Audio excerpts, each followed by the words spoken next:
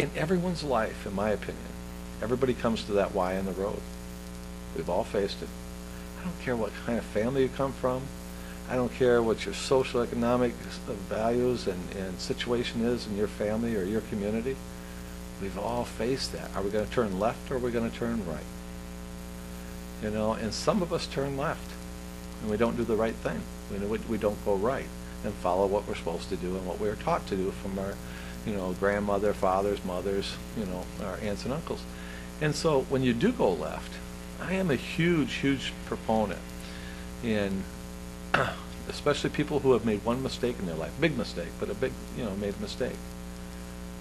You got to, when they finally realize, it was a mistake and they're ready to change their life or do something about it. And like in this case, you got to volunteer for the program.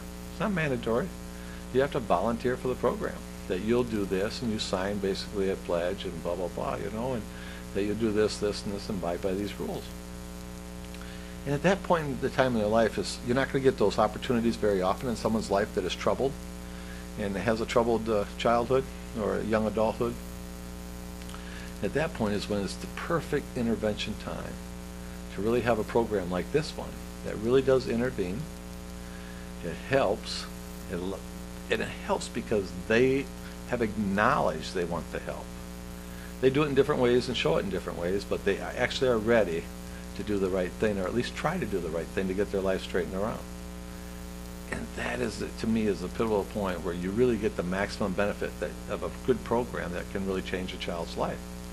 You know, if we miss that opportunity, they'll keep going down that left side of the roadway. And pretty soon they'll stumble, and they'll come into the system push them out on parole, or not parole, but probation, community service, this, you know. But in this program, they're actually asking for help. It's so important. I don't care if you're suicidal. I don't care if you're an alcoholic. I don't care if you're a troubled young adult. It's that point. If you can get to that individual, you have a chance to change their life. That's why this program is so important.